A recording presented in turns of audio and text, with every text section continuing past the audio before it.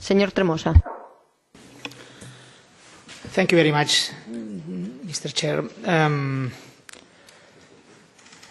En primer término, felicitar a los intervinientes que han venido de Cataluña para denunciar el proyecto Castor. El pago de una indemnización de 1.350 millones de euros es escandaloso. Además, puede crecer hasta 4.000 millones de euros si se le suman los intereses en todos los años previstos para hacer este pago.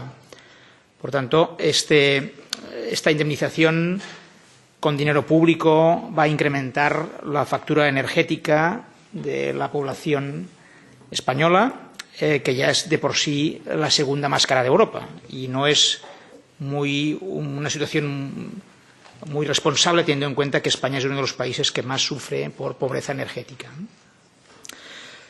Yo diría una expresión en inglés: in the Commission we trust. Esperamos que la Comisión Europea considere ayuda ilegal de Estado esta aportación que ha hecho el Estado español, el Gobierno del Partido Popular, a esta empresa, porque además se ha aplicado una cláusula en la que esta compensación se ejecutará si no hay actividad prevista. Entonces, esto entendemos que es una ayuda muy clara ilegal de Estado. Y finalmente, me sumo a la petición de otros diputados en el sentido de no cerrar esta petición. El Banco Europeo de Inversiones no ha respondido todavía a los peticionarios.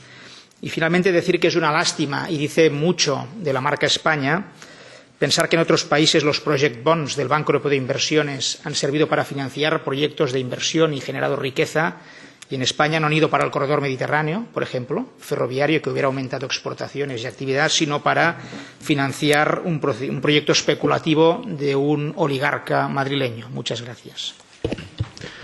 Ďakujem pekne, kolega.